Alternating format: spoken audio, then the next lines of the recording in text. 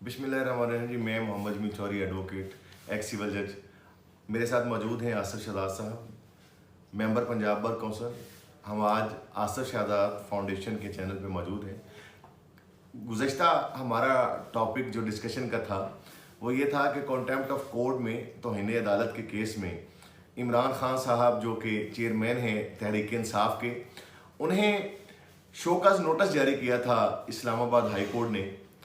तो उसी को कंटिन्यू करते हुए कुछ चीज़ें जो उस बात को एलेबोरेट करने के लिए ज़रूरी थी उसको हम डिस्कस करेंगे। और साथ आज इमरान खान साहब ने उनके खिलाफ जो एफआईआर थी एंटी टेररिज्म एक्ट की, उसमें उन्होंने अपनी ज़मानत कबल गिरफ्तारी करवाई है। पहले वो प्रोटेक्टिव बेल पे थे। तो मैं आसिफ शहजाद साहब की मौजूदगी का फ़ायदा उठाते हुए तो मैं उनसे ये डिस्कस करना चाहूँगा कि उन्होंने जो कॉन्टेम्प्ट ऑफ कोर्ट का शोकॉज नोटिस ज़ाहिर है देखा होगा, तो उसमें जो जो उन पे एलिगेशन है इमरान खान साहब पे, तो वो एक क्या तजवीज़ करते हैं कि खान साहब को उसमें अपॉलॉजी टेंडर करने चाहिए, उसमें गैर मशरूत माफ़ी मांगनी चाहिए या इसको कॉन्टेस्ट करना चाहिए। इसको फर्दर फिर इस बात पे ज़रा डिस्कस करेंगे। जी बिस्मिल्लाहिर्रहमानिर्रहीम जी। मैं बड़ा प्रिसाइज आंसर करना चाहूँगा इसमें। जैसे मैंने पहले भी पिछली वीडियो में मैंने बात की थी, मैं उसी को कंटिन्यू करते हुए कि मेरे मुताबिक और जो कानून जो है इसमें 1976 की जो आगे फर्दर डेवलपमेंट में 2003 का जो ऑर्डिनेंस आया है उसकी डिटेल्ड अगर हम देखें, डिस्कशन उसको देखें, तो उसके मुताबिक भी और जो प्रेसिडेंट्स हैं उसको मद्देनज़र रखते हुए भी मैं ये समझता हूँ कि अनकंडीशनल अपोलॉजी जो है वो कतन भी खान साहब को इसमें नहीं करनी चाहिए, बल्कि उनको चाहिए कि इस केस को कॉन्टेस्ट करें और इस कॉन्टेस्ट में वो अपना मौक़िफ़ दें जो वो ले रहे हैं, ऑलरेडी मौक़िफ़ दे भी रहे हैं कि उन्होंने कोई ऐसी कॉन्टेम्प्ट ऑफ कोर्ट जो है वो नहीं की, ऐसे उन्होंने वर्ड्स नहीं बोले। और मैंने लॉ को बड़ा डिटेल पढ़ा है, उसमें कुछ ऐसी डिफेंस हो सकती हैं, वो ऐसे डिफेंसेस ले सकते हैं जो रेलेवेंट हो सकते हैं और उनको इसके ट्रायल की तरफ जाना चाहिए। और अल्टीमेटली कोर्ट जो है वो ट्रायल में जो भी इसमें फैसला करती है तो खान साहब के पास फिर खुदा न खासा कन्विक्शन की सूरत में राइट ऑफ अपील भी मौजूद है। तो इस हवाला से मैं कतन इसमें ये नहीं समझता, और ना इवन खान साहब के लॉयर्स जो हैं जो इस केस को प्रोसीड कर रहे हैं, कि वो इसको उनको एडवाइस करें कि आप अनकंडीशनल अपोलॉजी की तरफ जाएं। जब मैं से एक बात अर्ज करूं कि आज एक कंप्लेंट जो है वो शहबाज गिल साहब के एक भाई की तरफ से लॉज होना ऑनरेबल जो सुपीरियर कोर्ट है उसके सामने उस जज साहबा जो ज़ेबा चौधरी साहबा हैं, एडिशनल सेशन जज साहबा, तो आप क्या समझते हैं कि जो उनके खिलाफ मिसकंडक्ट की प्रोसीडिंग्स जो हैं वो तहरीक इंसाफ ने शुरू की हैं, क्या ये जो उन्होंने ये मूड इख्तियार किया है, एग्रेसिव मूड जो जिसे हम ऑफेंसिव मूड कहेंगे, वो बेहतर था या इस बात को उसी तरह से लेके चलते जैसे वो पहले लेके चल रहे थे? जी मेरे ख्याल में खान साहब को जो ये वाला जो एडवाइस किया गया या ये वाली जो प्रोसीडिंग की तरफ अब उन्होंने रिज्यू किया है, मेरे ख्याल में ये कुछ ठीक नहीं है। मैं इसको यही समझता हूँ कि उनको प्रोसीड करना चाहिए था। उनका जो मौक़िफ़ था जो जज के ऑनरेबल जज के ख़िलाफ़ जो इस तरह का मिसकंडक्ट का कोई कंप्लेंट फाइल करना या फर्दर जो उनकी रेलेवेंट बॉडीज़ के सामने जाके कोई इस तरह की एप्लीकेशन देना वो मुनासिब नहीं था। उनके अगेंस्ट ऑलरेडी मामला सब जुडिस था, कोर्ट एक सोमोटो प्रोसीडिंग कर रही थी एक किस्म की जो रजिस्ट्रार साहब की इंफॉर्मेशन के ऊपर, तो उनको पहले उसको देखना चाहिए था। और ये जो प्रोसीडिंग अगर अब उन्होंने स्टार्ट की हैं तो डेफिनेटली कोर्ट इसको प्रेजुडिस प्रोसीडिंग ही समझेगी कि just in order to encounter the matter उन्होंने एक ये मामला किया है। तो मैं समझता हूँ कि ये कुछ वाइज डिसीजन नहीं है पार्टी के बिहाफ पे।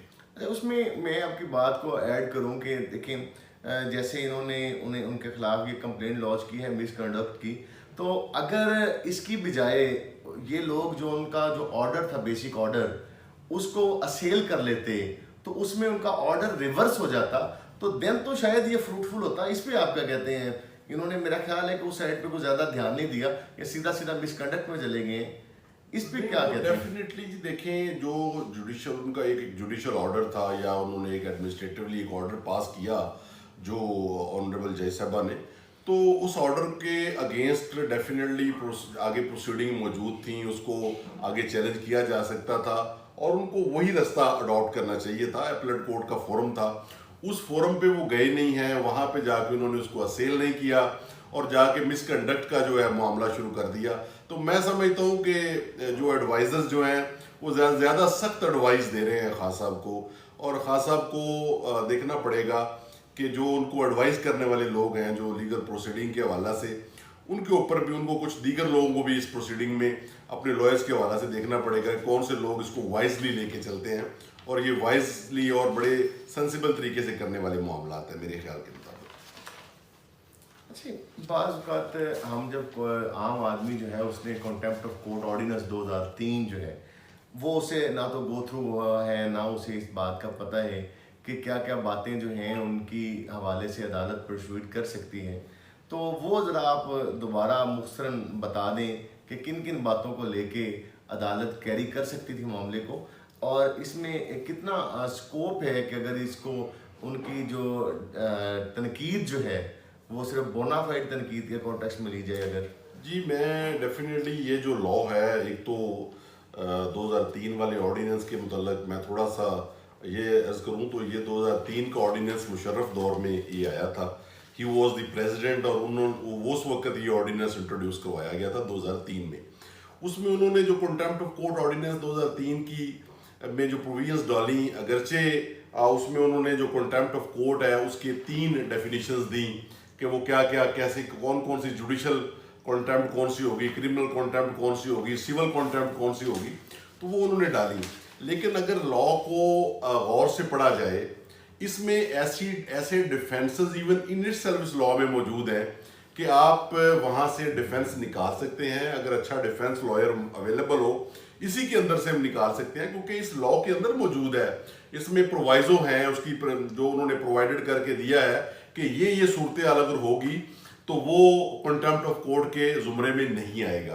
तो मेरे ख्याल में ज़्यादा बेहतर है कि इसको उस पिराए में, उस लॉ के पिराए में लेके जाया जाए। लेकिन जो मुझे समझ आ रही है बात वो ये आ रही है कि मेरे ख्याल में बहुत सारे भाई जो हैं जो इस केस को प्रोसीड कर रहे हैं, शायद वो 2003 वाला लॉ जो है कंटेम्प्ट ऑफ ऑर्डिनेंस, उसको भी अभी तक उन्होंने प्रॉपर नहीं पढ़ा मेरे ख्याल के मुताबिक। अच्छा, इसमें कंटेम्प्ट ऑफ कोर्ट ऑर्डिनेंस जो है 2003, इसकी एक शिक है, जिससे शिक जो 18 है, उसमें बड़ी एक खूबसूरत बात है कि जिस आदमी के खिलाफ एलिगेशन है तो वो उसके लिए जो अदालत उस पर कंटेम्प्ट प्रोसीडिंग्स लेकर चल रही है तो वो तज़हीक और नफ़रत के एलिमेंट को ज़रूर देखेगी।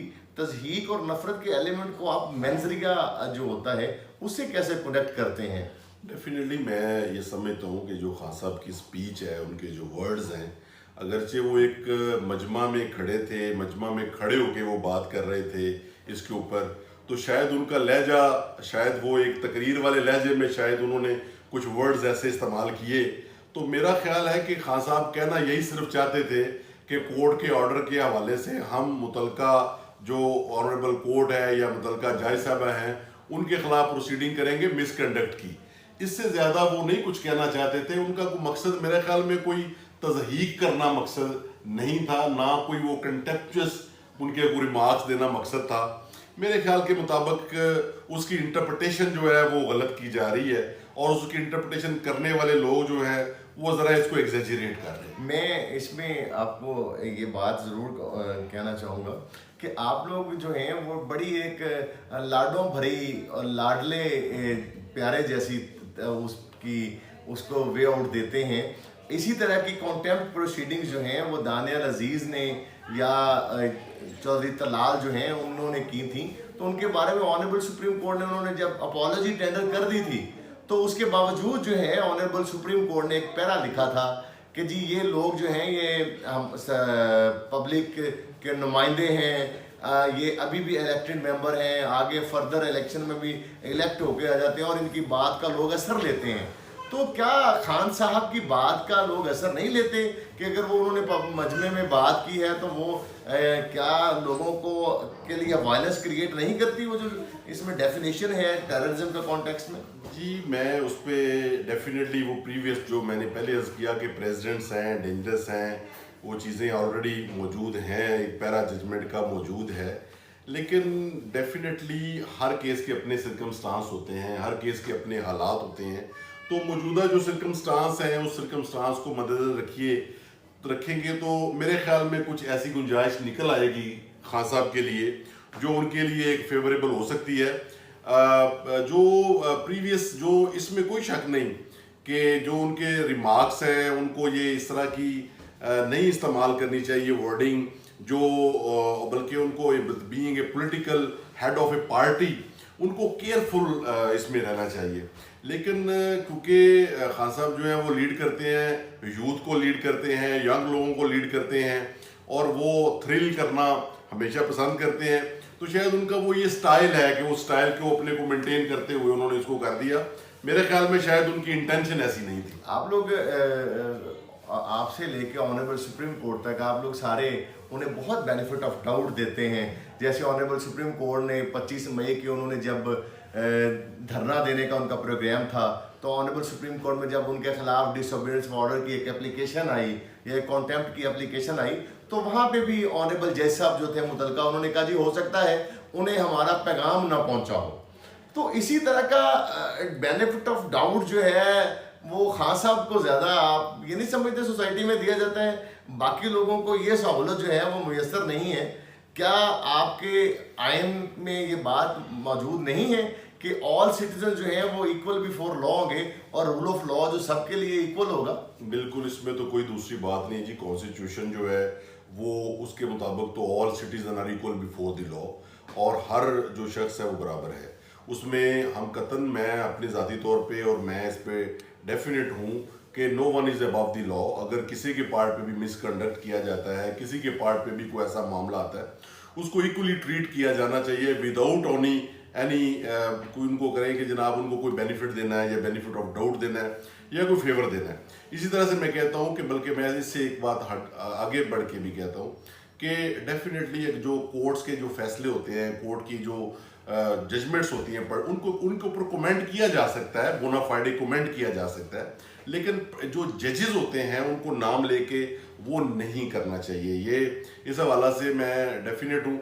और जो कॉन्स्टिट्यूशन ऑफ पाकिस्तान है वो भी उसके मुताबिक भी all are equal before the law. तो खान साहब कोई प्रिविलेज पर्सन नहीं है कि उनको स्पेशल प्रिविलेजेस हैं। हाँ, जो प्रिविलेजेस कुछ लॉ जो कॉन्स्टिट्यूशन ने दी हैं उसकी हद तक तो देखा जाता है कि वो प्रिविलेजेस होती हैं जो, और वो डेफिनेट एक स्पेसिफिक चैप्टर है। लेकिन खान साहब का जो मामला है इसमें इमरान खान साहब का वो उनको भी definitely in accordance with law he treat करना चाहिए। और ये कॉन्सेप्ट जो है अदालतों को भी डेफिनेटली ये रिमूव करना पड़ेगा कि किसी ख़ास बंदे के ख़िलाफ़ मामला अदरवाइज़ किया जाता है और आम बंदे के ख़िलाफ़ मामला अदरवाइज़ किया जाता है। आज की डिस्कशन आपसे बड़ी भरपूर रही। मैं आपसे एंटी टेररिज्म में जो उनकी बेल थी उसके हवाले से भी क्वेश्चंस करना चाहता था, लेकिन चूँकि काफ़ी ज़्यादा टाइम कंज्यूम हो गया इस बात में। इंशाल्लाह नेक्स्ट हमारा जो प्रोग्राम होगा, जो एपिसोड होगा, उस पे एंटी टेररिज्म एक्ट में जो इमरान खान साहब ने आज बेल सीख की है उसके मुतल्लिक बातचीत करेंगे। आप लोगों ने हमारी इस डिस्कशन से जो भी बात आपको अच्छी लगे वो भी ज़रूर बताइएगा और जो आप लोगों के जहन में क्वेश्चंस आते हों वो भी ज़रूर डिस्कस कीजिएगा। बहुत मेहरबानी। Thank you. God bless you. Thank you, बहुत शुक्रिया।